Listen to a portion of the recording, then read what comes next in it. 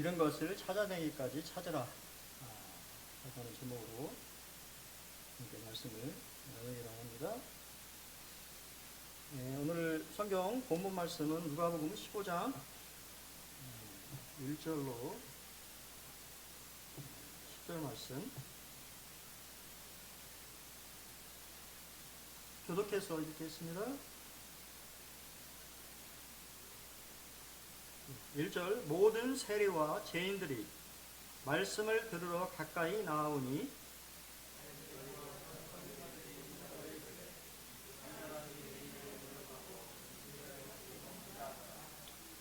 예수께서 그들에게 이 비유로 이르시되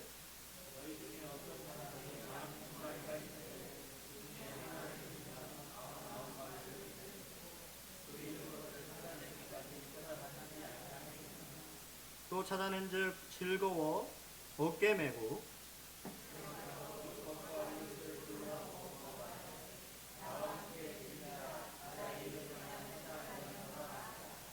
내가 너희에게 이르노니 이와 같이 죄인 한 사람이 회개하면 하늘에서는 회개할 것 없는 의인 99으로 말미암아 기뻐하는 것보다 더하리라.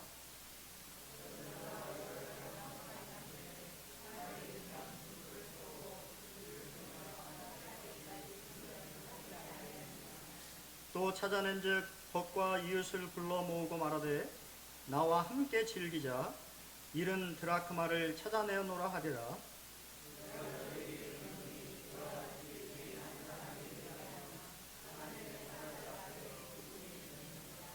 감사합니다. 혹시 영화를 보신 적이 있으신지 모르겠습니다. 라이언 일병 구하기 스티븐 스필버그의 작품이고 아카데미 5개 상을 받은 명작입니다. 이 라이언 일병 구하기는 1944년 6월 6일에 있었던 연합군의 노르망디 상륙작전을 배경으로 하고 있는데요. 거기에 이제 이 밀러 데이라고 하는 이제 사람과 중대원들이 지옥을 방불케 하는 사투 끝에 해안을 점령하는 데 성공합니다.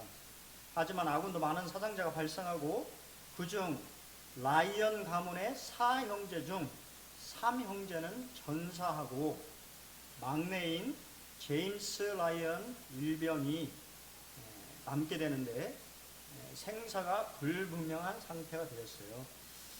이 보고를 들은 미 육군 참모총장은 벌써 3명의 자식을 잃은 라이언 가문의 어머니를 위해서 마지막 막내 아들인 라이언 일병을 구해서 집으로 돌려보내라고 하는 특명을 8명의 특공 대원들에게 따로 내립니다. 이 천신만고 끝에 그를 찾아내는 데 성공했는데요. 그는 동료들을 버리고 혼자서 집으로 돌아갈 수 없다고 완강하게 거부를 하게 됩니다. 계속적인 이 설득을 하다가 이 8명 중에 딱 2명만이 남게 되고 이 라이언 일병 구하기의 지휘자였던 밀러 데이도 이 작전 중에 총을 맞고 죽음 직전에 라이언 일병에게 이 말을 합니다. 꼭 살아서 돌아가라. 그리고 헛되이 살지 마. 잘 살아야 돼. 우리 목까지. 라고 하는 말을 남기고 이게 영화가 이제 변하는데요. 그러면서 결론은 나이든 라이언 일병이 밀러 대지의 묘지 앞에서 나이가 지긋한 노인으로 자신의 아내에게 잘 살았어 라고 말을 하면서 영화는 마무리가 되어져요. 이 성경에 있는 내용을 꼭 가져온 것처럼 영화 참 나중에 안 보신 분들은 꼭 한번 보십시오. 우리 예수님이 우리를 구하시기 위해서 얼마나 노력하셨는지를 우리가 꼭 생각해 볼 수도 있고 또 이 밀러 데이가 라이언 일병에게 했던 유언이죠. 죽으면서 했던 말 꼭 살아서 돌아가라. 그리고 헛되이 살지 말아라. 왜냐하면 우리의 목숨값을 지불하고 너를 살렸기 때문에 너는 내 목까지, 우리의 목까지 잘 살아야 된다라고 하는 참 멋진 말이죠. 멋진 말을 우리들에게 이렇게 이제 꼭 우리 예수님이 우리에게 하는 것처럼 그런 말을 하고, 이 6명의 죽음을 통해서 생명을 구원받은 라이언 일병은 잘 사는 그런 인생을 살고 그 인생을 마치는 그런 모습을 보게 됩니다. 오늘 우리 이제 비유의 이 말씀을 좀 배경들을 좀 살펴볼 필요가 있는데요.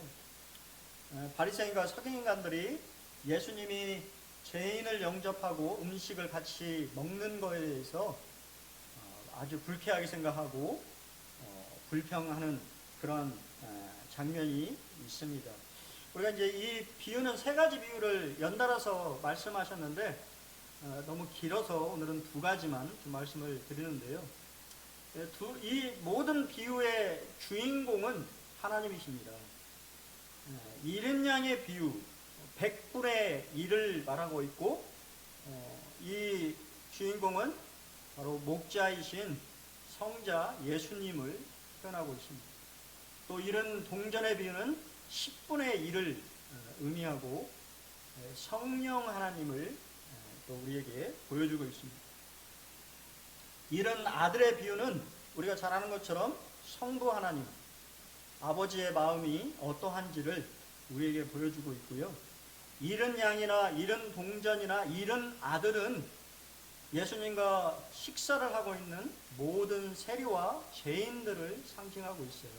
그들은 예수님과 함께 식사하면서 즐거워하고 있었습니다.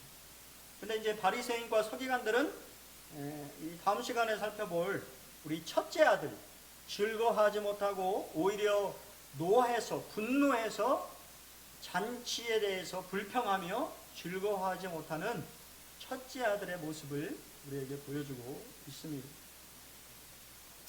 예수님은 별명 중에 하나가 뭐였냐면 세리와 죄인의 친구라고 하는 별명을 가지고 계셨어요.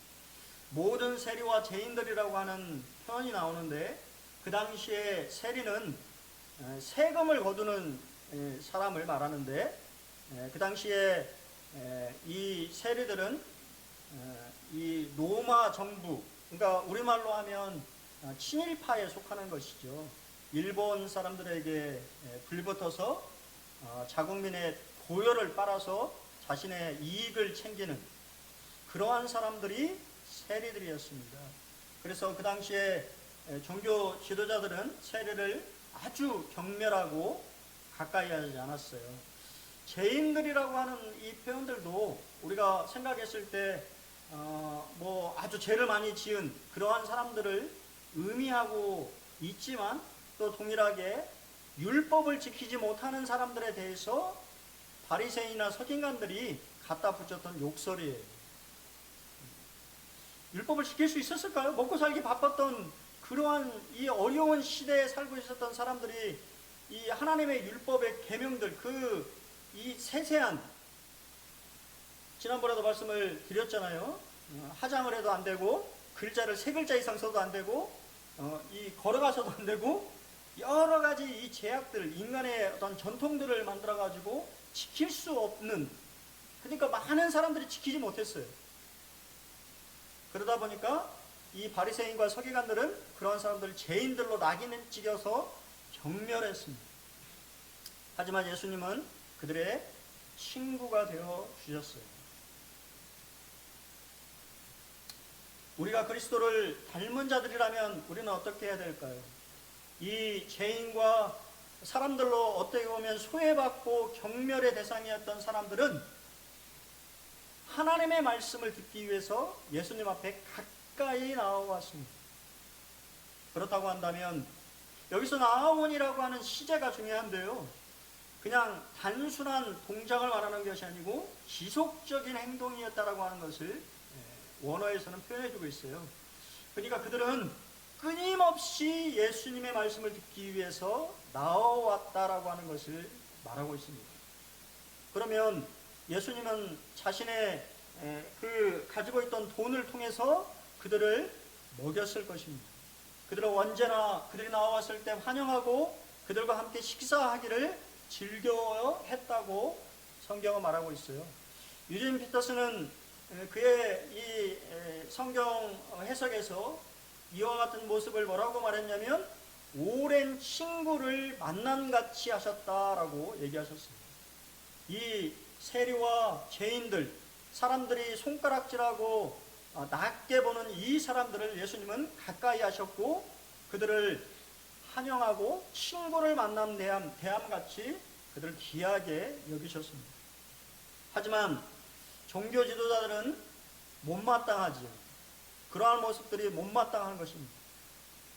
옛날에 이 척 스미스 목사님이 혹시 아시는지 모르겠는데요. 갈보리 교회를 세우신 분인데 그분은 전도 대상이 누구였냐면 히피였어요. 히피.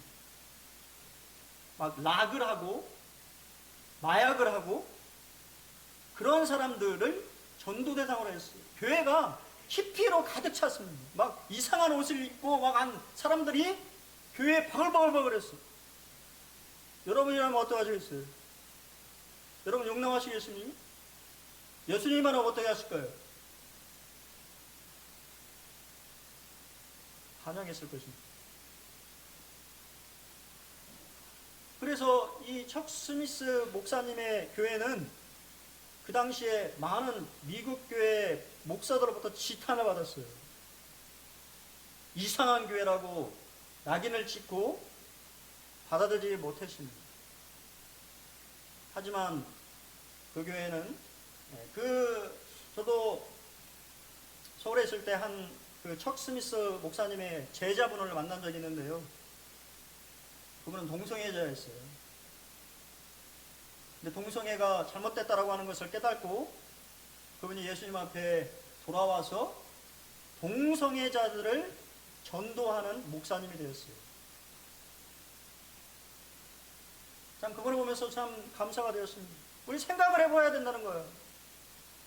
너무 뭔가 예의 바르고 멀쩡하고 그런 사람들이 교회에 오는 것을 환영하는 건지 아니면 이 세상에 소외받고 다른 사람들은 쳐다보지 않는 그런 사람들이 교회에 왔을 때 우리는 어떻게 행동할지 여러분이 바르게 행동한다면 보통 바리새인과 서기관의 모습과 똑같다라고 하는 거예요. 예수님은 그런 사람들이 오셨을 때 그들을 친구처럼 환영하고 가까이 대하셨습니다. 그런다고 해서 예수님이 그들과 동조해서 죄를 범했다라고 하는 얘기는 아니에요.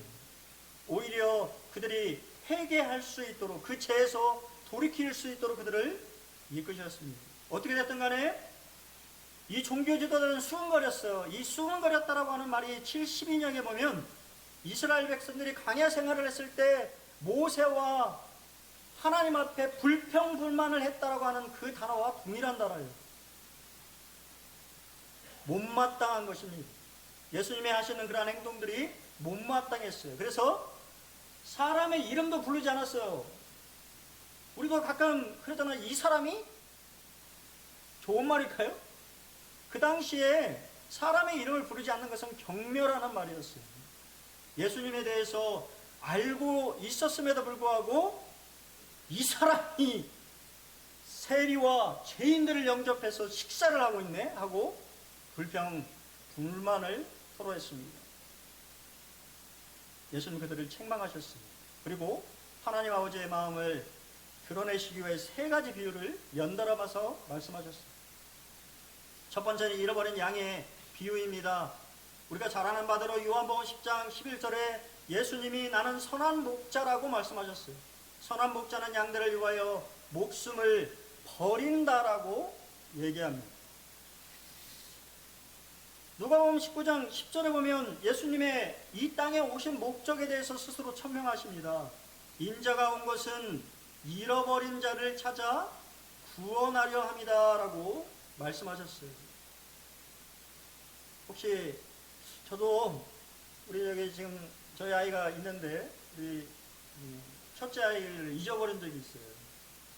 많이 오랜 시간을 잊어버린 건 아닌데 갑자기 눈앞에 어렸을 때 눈앞에 사라진 적이 있어요. 그래서 깜짝 놀래가지고 아이를, 그때 거기가 인천공항이었는데요. 순간 이렇게 눈에서 사라졌는데 아이가 사라져가지고 깜짝 놀랐어요. 왜냐면 아이가 에스컬레이터 쪽으로 갔었거든요. 그 조그만 아이가 에스컬레이터에 했다고 하면 아마 사고가 났을 것입니다.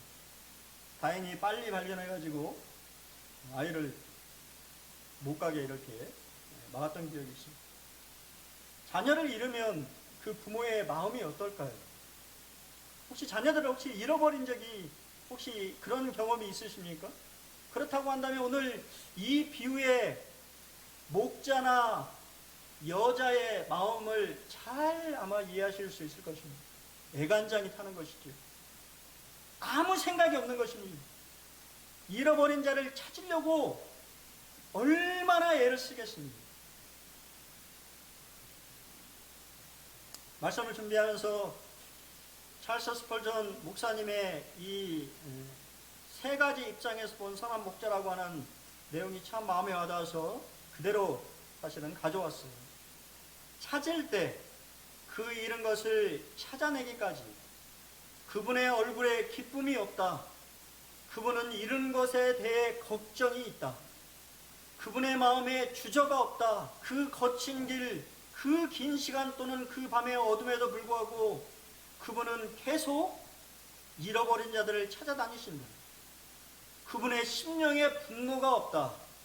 양의 방황이 그분에게 큰 대가를 치도록 하지만 그것을 아무것도 아닌 것으로 생각하신다. 지루하다고 멈추시지 않는다. 사랑은 그분으로 하여금 자신을 잊게 만들고 그분의 힘을 새롭게 하는 원천이 된다. 찾는 일을 결코 포기하지 않는다. 아무리 장애 요소가 많다고 할지라도 그분은 결코 찾지 못하고 돌아오시지 않는다. 이것이 다른 사람들을 찾아내는데 우리의 본보기가 되어야 한다. 우리도 그 영혼을 찾아낼 때까지 모든 영혼에 대해서 수고해야 한다라고 말하고 있습니다. 그리고 찾았을 때 또 찾아낸 즉 방황하는 양을 붙들었다. 그 붙드시는 손에 얼마나 힘이 가해졌을까? 얼마나 기운찼을까? 얼마나 온 힘을 다했을까? 무게를 견뎠다. 꾸짖고 때리고 쫓아버리지 않고 번쩍 들어 어깨에 메모로써 그 양을 편안하게 하였다. 먼 거리를 돌아다녔다. 목자는 아무리 멀어도 끝까지 갔다. 목자는 그 짐을 기쁘게 짊어지고 왔다. 양도 함께 즐거워했다. 확실히 양이 목자에게 발견되고 따라서 그 방황이 끝나고 그 피로가 힘을 얻고 그 먼 여정이 제거되며 그 완전한 회복이 이루어지는 긴 기쁨이었다. 마지막으로 집으로 돌아왔을 때 집에 와서 천국은 그리스도에게 집이다. 예수님은 불철주야 쉬지 않고 우리를 그곳으로 이끄신다. 잃어버린 양들에 대한 목자의 사명은 영광 속에서 알려지고 거룩한 사랑을 품고 그들을 돌보시는 것이다. 예수님은 자신의 목적을 성취하신 것에 대해 자기와 함께 기뻐하는 사람들을 사랑하신다. 그 법과 이웃을 불러 모으고 그들이 어떻게 그분 주에 몰려들었을지 상상해보라. 얼마나 멋진 모임이었겠는가. 회개는 또한 우리가 집으로 돌아오는 것으로 간주되어 있다. 내가 찾아냈다는 것은 회개하는 죄인을 가리킨다. 한 죄인이 온 천국을 기쁨으로 가득 채울 수 있다. 영혼들이 구원받을 때까지 끈질긴 노력이 요구된다. 새롭게 찾아낸 영혼들에 대해서 인내가 요구된다. 어떻게 느껴지십니까? 여러분을 찾으시려고 했던 예수님의 마음이 느껴지십니까? 여러분이 구원받기 이전에 저 어둠에 계셨을 때, 아니 나는 그래도 내가 예수님을 찾았다고 생각을 했는데 그게 아니더라고요. 내가 찾기 이전에 예수님은 나를 간절하게 찾아낼 때까지 찾아내신, 사실은 하나님의 손길이 있었다라고 하는 사실을 우리는 때때로 너무나 쉽게 잊어버리고 있지는 않은가라고 하는 생각을 하게 됩니다.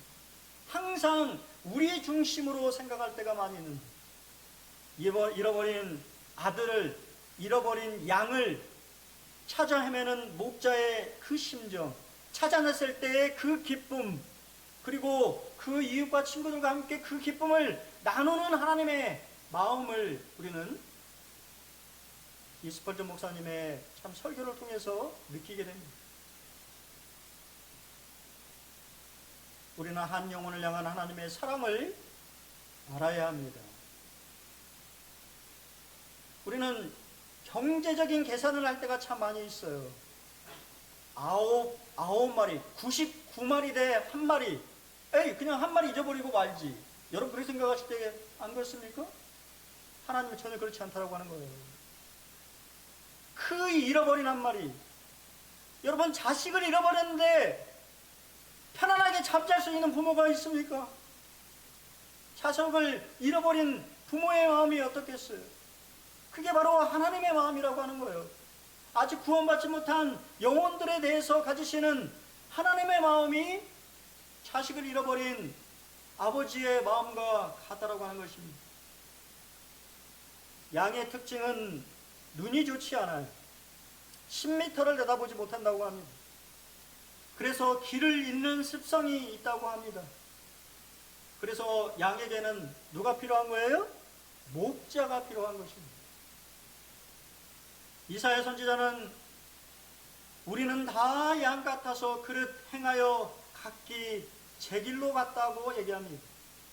우리의 인생이 양같이 생겨서 근시안적이라고 하는 거예요. 제 길을 가지 못하고 항상 엉뚱한 길로, 엉뚱한 방향으로 양처럼 자신의 생각이 맞는 것처럼 살아가는 양의 모습. 하지만 그 양에 대해서 하나님이 가지시는 마음은 99마리를 남겨놓고서도 찾아야겠다라고 하는 아버지의 마음인 것입니다. 이사야서 49장 14절로 15절에 오직 시온이 이르기를 여호와께서 나를 버리시며 주께서 나를 잊으셨다 하거니와 여인이 어찌 그 젖 먹는 자식을 잊겠으며 자기 태에서 난 아들을 긍휼히 여기지 않겠느냐. 그들은 혹시 잊을지라도 나는 너를 잊지 아니할 것이라고 얘기하십니다. 요즘은 참 무정한 세상이죠. 자기가 배 아파서 난 자식을 버리는 시대입니다.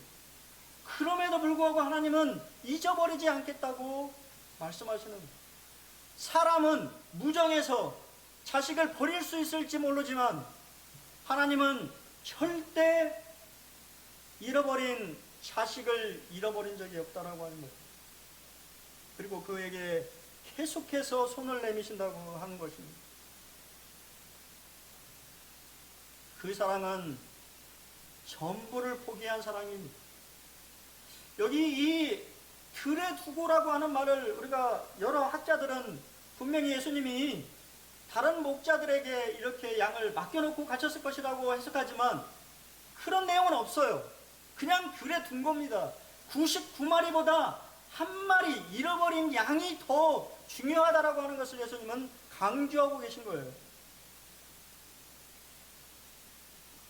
요한일서 4장 10절에 사랑은 여기 있으니 우리가 하나님을 사랑한 것이 아니요 하나님이 우리를 사랑하사 우리 죄를 속하기 위하여서 화목제물로 그 아들을 보내셨다고 얘기합니다. 전부를 포기하는 사랑을 하셨다라고 하는 것이 바로 이 잃어버린 양의 비유의 하나님의 마음입니다. 그 사랑은 포기하지 않는 사랑입니다. 그 잃은 것을 찾아내기까지 찾아다니지 아니하겠느냐. 여러분, 우리가 이렇게 전도하다 보면 그냥 몇 번 얘기해보고 안 되면 그냥 말아버리지 않습니까? 근데 하나님은 절대 그렇지 않다라고 하는 것이에요. 포기하지 않으시고 계속해서 그에게 손을 내미시고 그가 하나님의 사랑을 알 수 있도록 여건과 환경과 사람을 보내시고 여러 가지 것들을 통해서 하나님의 사랑을 나타내신다라고 하는 것입니다. 그 사랑은 끝까지 책임지는 사랑입니다. 찾아냈을 때 즐거워서 어깨에 메고 집에 와서 그 법과 이웃을 불러서 잔치를 벌이는, 내 신앙이 약해졌을 때도 여전히 주님은 여러분을 어깨에 들쳐매시고 그분의 집을 향해서 걸어가고 있다고 하는 사실을 아십니까? 옛날에 전도지에 참 마음에 와닿았던 그 전도지가 있지요. 바닷가 모래밭에 처음에는 4개의 발자국이 찍혀 있었는데 걷다 보니 어느덧 2개만 나타났다라고 하는 전도지를 아십니까? 처음에는 나와 주님이 함께 걸었던 것처럼 보이지만 내가 힘들고 지쳤을 때 우리 주님은 나를 업고 안고 걸어가신다라고 하는 것입니다. 그것이 바로 목자의 마음이라고 하는 것입니다. 예수님은 자신이 죽으실 그 마지막 순간에도 남겨질 제자들을 생각하시면서 제자들의 발을 씻기셨고, 내가 너희들을 사랑한다고, 그냥 사랑하는 것이 아니라 끝까지 사랑한다고. 그러면서 그 다음에 뭐라고 말씀하시지 않습니까? 내가 너희를 도와줄 보혜사 성령을 보내주겠다. 그리고 고아와 같이 내버려두지 않고 내가 다시 너희에게 돌아오겠다고 약속하시는 장면이 요한복음 14장의 모습입니다. 사람의 사랑은 끝까지 책임지지 않는 사랑이죠. 하지만 하나님의 사랑은 끝까지 책임지시는 사랑입니다. 한 주일학교 학생의 교사의 간증입니다. 아모에 사는 한 중국인 기독교 가정이 있었습니다. 그 가족 가운데 하나인 한 작은 소년이 침례받기를 원했습니다. 그는 교회에서 침례 주기에는 너무 어리다는 이야기를 들었습니다. 이에 그 어린아이가 대답했습니다. 예수님은 어린 양을 품에 안으신다고 약속하셨습니다. 저도 어린 소년입니다. 예수님은 저를 안으시기가 더 쉬울 거예요. 참 멋진 말이지 않습니까? 예수님이 나를 안아서 이 자신의 품에 아이를 안는 엄마처럼 안아주실 것을 믿음으로 고백하는 이 아이의 이 놀라운 간증은 그가 믿음을 가지고 있는 소년이었다라고 하는 사실을 우리에게 말해주고 있지 않습니까? 여러분, 이런 학생 가운데 있습니까? 이 아이가 하는 간증처럼 하나님이 나를 안으시고 내가 힘들고 어렵고 지칠 때 나를 안으시고 그분의 품 안에서 나를 인도하시는 선한 목자라고 하는 사실을 여러분은 아십니까? 잃어버린 동전의 비유를 또 만나게 됩니다. 누가는 의사였죠. 그는 또한 아주 섬세한 사람이었어요. 목자의 비유는 남성 중심적인 비유라고 한다면 잃어버린 동전의 비유는 여성 중심적인 이야기입니다. 어떤 여자가 10드라마가 있는데 하나를 잃어버리면 등불을 켜고 집을 쓸며 찾아내기까지 부지런히 찾지 아니하겠느냐고 이야기합니다. 왜 그렇게 열심히 찾을까요? 이 드라크마라고 하는 것은 우리 성경에 나오는 데나리온이라고 하는 말과 같은 용어입니다. 드라크마는 헬라어를 말하는 것이고 데나리온은 로마식 동전의 가치를 말하는 건데, 한 데나리온이 노동자의 하루 품삯을 말하거든요. 요즘에 노동자들이 하루에 일을 하면 얼마나 받는지 모르겠습니다만 그 정도의 품삯을 말하는 것입니다. 근데 왜 이 여인은 이렇게 열심히 찾을까요? 그것은 바로 이러한 배경이 있기 때문이에요. 팔레스타인에서는 결혼할 때 신랑이 결혼 선물로 사랑의 징표로 10드라크마를 주는 풍습이 있었습니다. 신부는 그것을 목걸이로 만들거나 모자에 매달고 다니며 애지중지 여깁니다. 잃어버릴 경우에는 남편에 대한 애정과 존경이 결핍된 것으로 간주되기 때문입니다. 동전 하나라도 잃어버리는 날이면 아내가 그 돈으로 정부를 샀을 것이라고 생각해서 이혼을 불사하는 경우도 있었습니다. 이 동전들은 유대인들에게는 성스러운 것이며 채권자라도 이것만은 가져갈 수 없었다고 합니다.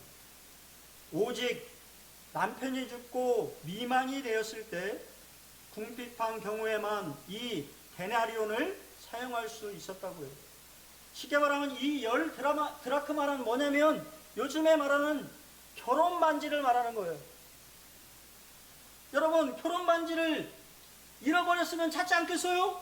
아이고 뭐 그냥 내비둬버리지, 남편도 묻기 싫은데.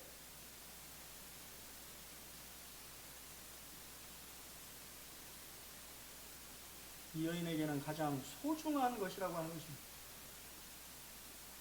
그것을 찾기 위해서 애를 쓰는 것입니다. 동전은 생명 없는 물체입니다. 그것은 바로 죄인의 생명 없는 상태를 말해주고 있는 거예요. 사도 바울은 에베소에서 허물과 죄로 죽었다고 말합니다. 예수님을 믿지 않는 사람들은 허물과 죄로 죽어있는 상태, 그러한 상태를 말하는 것이지요. 죄인은 죄 가운데 죽어있는 상태입니다.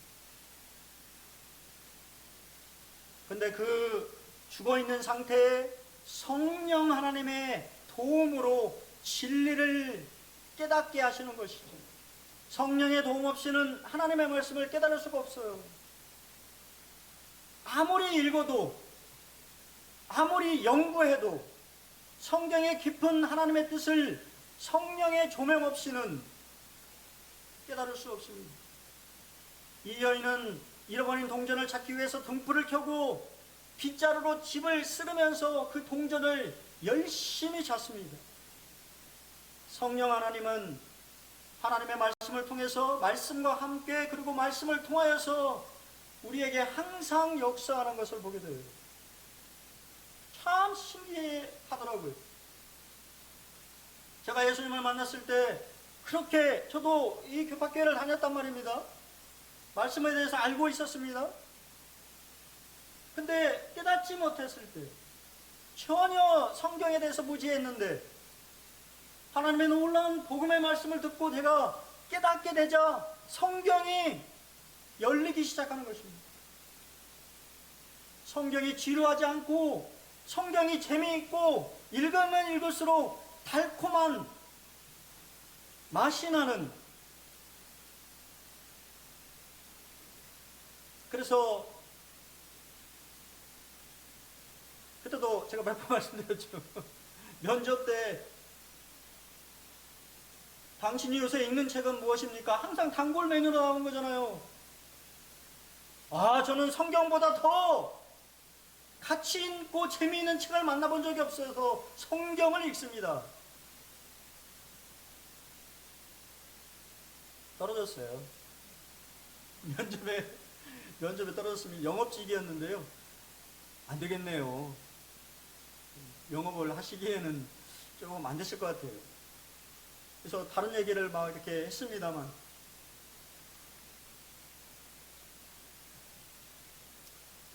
사도 바울은 그래서 에베소에서 이렇게 기도할 것을 우리에게 부탁하고 있습니다. 우리 주 예수 그리스도의 하나님, 영광의 아버지께서 지혜와 계시의 영을 너희에게 주사 하나님을 알게 하시고 너희의 마음의 눈을 밝히사 그의 부르심의 소망이 무엇이며 성도 안에서 그 기업의 영광의 풍성함이 무엇이며 그 힘의 위력으로 역사하심을 따라 믿는 우리에게 베푸신 능력의 지극히심이 어떠한 것을 너희로 알게 하시기를 구하노라. 우리 잘 아는 것처럼 웨카도로의 부족의 짐 엘리엇 선교사를 아실 것입니다.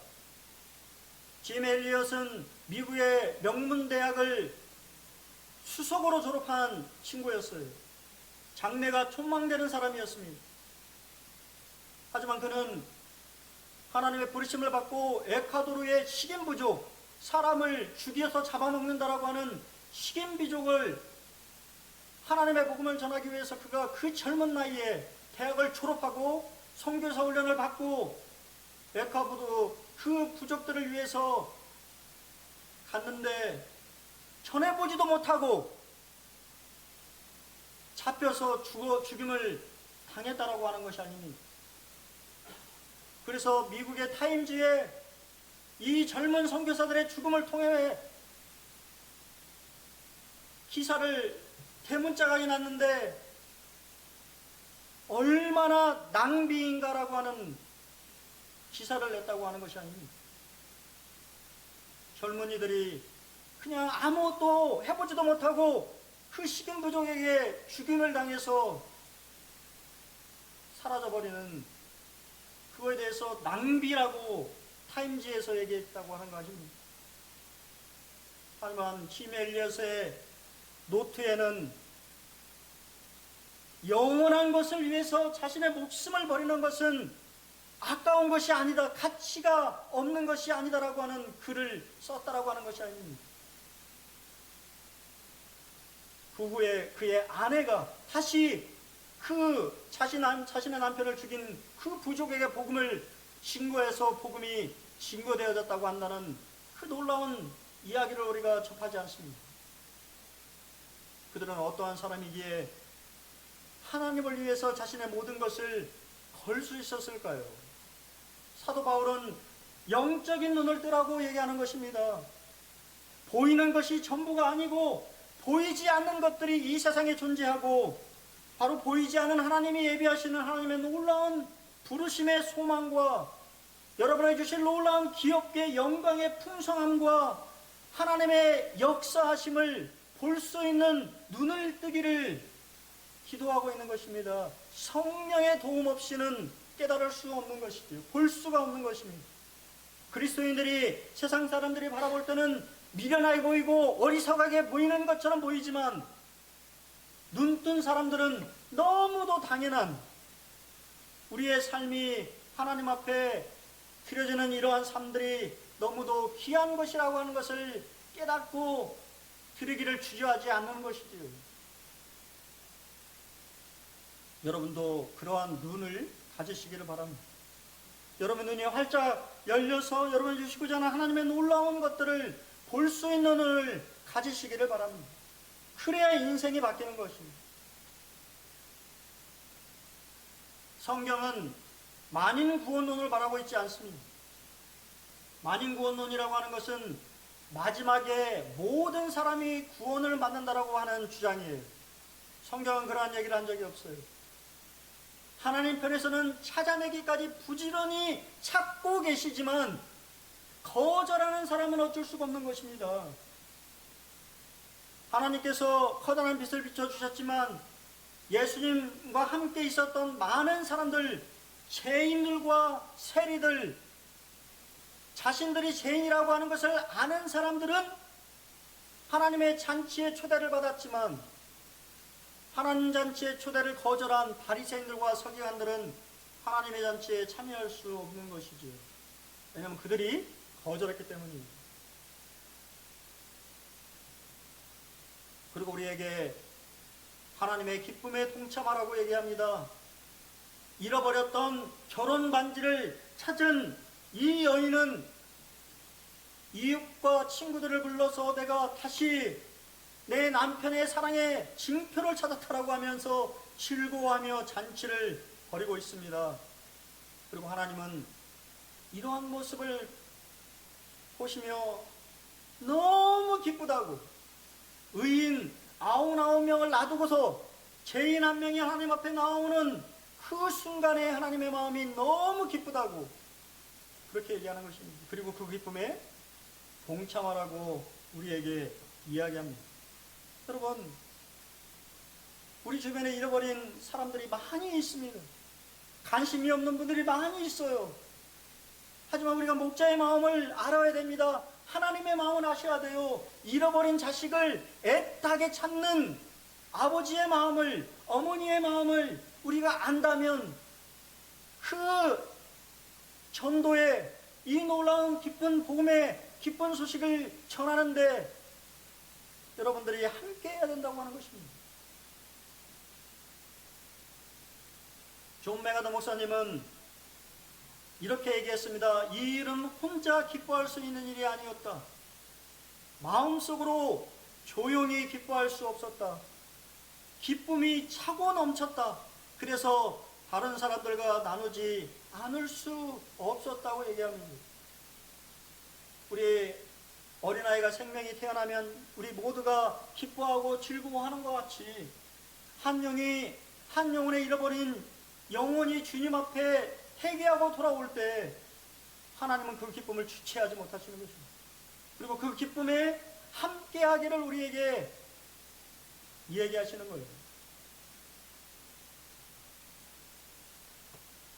내가 너에게 이르노니 이와 같이 죄인 한 사람이 회개하면 하늘에서는 회개할 것 없는 의인 99으로 말미암아 기뻐하는 것보다 더하리라.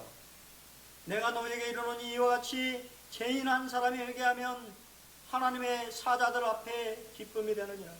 천사들도 함께 기뻐한다고 얘기합니다. 에스겔서 33장 11절에 너는 그들에게 말하라. 주 여호와의 말씀이니라. 나의 삶을 두고 맹세하노니 나는 악인이 죽는 것을 기뻐하지 아니하고 악인이 그 길에서 돌이켜 떠나 사는 것을 기뻐하노라. 이스라엘 족속아 돌이키고 돌이키라. 너희 악한 길에서 떠나라. 어찌 죽고자 하느냐 하셨다라. 이게 바로 하나님의 마음인 거예요. 잃어버린 자들을 향한 하나님의 마음은 그들이 하나님을 만나지 못하고 하나님이 예비하신 놀라운 구원의 길을 외면하지 않고 그 길을 찾고 그 길을 걷기를 원하시는 것입니다. 살기를 원하시는 거예요.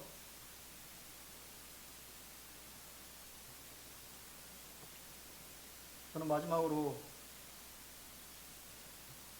복음이 울다라고 하는 책에 데이비드 플랫이라고 하는 분이 드렸던 기도를 우리 성도들과 함께 이러한 마음으로 우리가 참 기도했으면 참 좋겠습니다.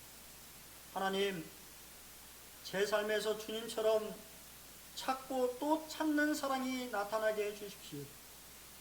주님은 잃은 자를 찾으십니다. 주님은 다수를 놔두고 한 사람을 찾아 나서는 분이십니다. 하나님, 저와 제 가족, 저희 교회를 통해 찾아 구원하고 사랑하며 용서하시는 아버지의 모습을 보여주십시오. 제가 주변에 한 사람을 돌보게 도와주십시오. 제가 모든 것을 내려놓고 주님이 이끄시는 한 사람에게로 갈 수 있게 해주십시오. 제가 사는 곳이든 이 히말라야 산골이든 어디든 주님이 이끄시는 대로 가게 해주십시오. 여러분, 우리의 기도가 되어야지 않겠습니까? 우리 주변에 잃어버린 자녀가 될 수도 있고 또 이웃이 될 수도 있고 지인이 될 수도 있고 내가 아는 분일 수도 있습니다. 그분을 하나님은 여러분을 통해서 인도하고 찾기를 원하시는데 나는 외면하고 있지는 않은가? 여러분 한번 생각해보는 한 주가 되었으면 참 좋겠습니다. 한 영혼의 가치를 천하보다도 귀하게 여기신다고 주님 말씀하셨어요. 여러분 정말 그렇게 생각하고 있습니다. 요즘에 참 저도 저희 이 아버지가 아직 또 저희 이 형이나 누나들이 아직 구원받지 않았어요. 그래서 참 애타는 마음이 있습니다. 저희 아버지 어머니도 80인제 넘으셨거든요. 언제 돌아가실지 모르는 그러한 상황인데 저희 아버지 집에 갈 때마다 별로 관심이 없어요. 뭐 이렇게 좀 하려고 해요. 뭐 도망가 보시고. 참 자식의 애타는 마음을 아시는가? 좀 뭔가 얘기를 좀 붙여보고 싶은데 아버지는 딴소리 하시고 도망가시고 그럴 때마다 참 애타는 그러한 마음이 제 마음속에 들어지는 것을 참 보게 돼요. 여러분 아직 구원받지 못한 가족들 또 지인들 친구들이 있다고 한다면 하나님이 정말 이렇게 간절히 잃어버린 자를 찾고자 하는 아버지라고 하는 마음을 우리가 한번 같이 공감하면서 우리 주변에 있는 분들에게 하나님의 사랑을 전해보는 그런 한 주가 되었으면 참 좋겠습니다. 이상으로 말씀을 마치겠습니다.